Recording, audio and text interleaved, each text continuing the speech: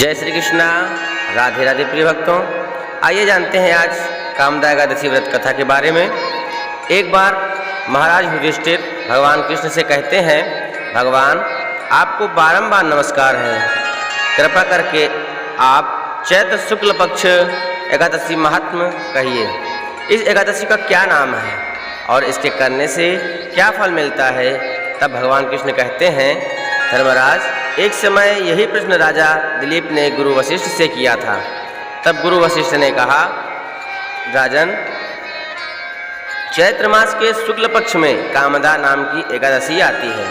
वह परम पुण्य पापमय एवं सभी पापों को जलाकर राख के समान नष्ट कर देती है। यह पुत्र पौत्र देने वाली होती है।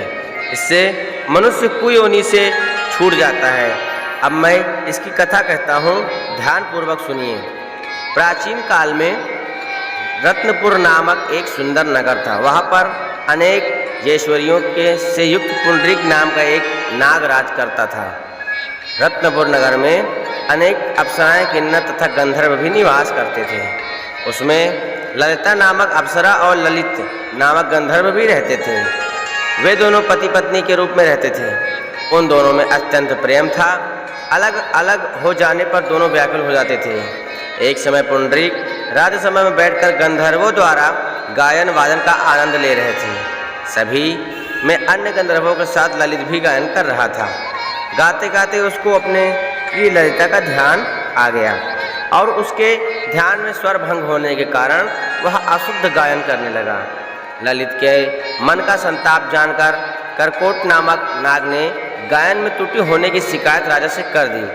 तब राजा पुंडरीक ने क्रोधपूर्वक ललित को श्राप दे दिया और दुर्व्य, तू मेरे सामने गाता हुआ अपनी पत्नी का स्मरण कर रहा है, अतः तू कच्चा मांस खाने वाला और नरभक्षी राक्षस बनकर अपने किए कर्म का फल भोग। पुंडरीक के श्राप से ललित उसी क्षण विकराल राक्षस हो गया और वह अनेक दुखों भोगने लगा। जब उसकी प्रियतमा ललिता को यह सब मालूम हुआ तो उसको बड़ा कष्ट हुआ। उसको अपने पति की विकराल आकृति देखकर मन ही मन अत्यंत दुख हुआ और वह अपने पति के उद्धार का मार्ग सोचने लगी। एक बार ललिता अपने पति के पीछे घूमते घूमते विंध्याचल पर्वत पर चली गई, जहाँ पर श्रृंगी ऋषि का आश्रम था। ललिता शीघ्र श्रृंगी ऋषि के आश्रम में गई और वहाँ जाकर विनीत भाव से प्रार्थना करने लगी, हे मुनि श्रेष्ठ, हे मुनिदेव, मैं बहुत दुखी हूँ, आप मेरी विपत्ति का निवारण कीजिए। उसे देखकर श्रृंगी ऋषि बोले, हे सुभगे, तुम कौन हो और यहाँ किस लिए आई हो। ललिता बोली, हे मुनि श्रेष्ठ, मेरा नाम ललिता है। मेरे स्वामी राजा पुंडरीक के श्राप से विकार राक्षस हो गए हैं, उनके उद्धार का कोई उपाय बतलाइए। श्रृंगी ऋषि बोले, हे गंधर्व कन्या, अब चैत्र शुक्ल पक्ष नामक एकादशी आने वाली है, जिसका नाम कामदा एकादशी है। उसका व्रत करने से मनुष्य के सब कार्य सिद्ध हो हैं। यदि तू कामदा एकादशी का व्रत कर उसके पुण्य का फल अपने पति को अर्पित कर दे तो वह शीघ्र ही राक्षस योनि से मुक्त हो जाएगा।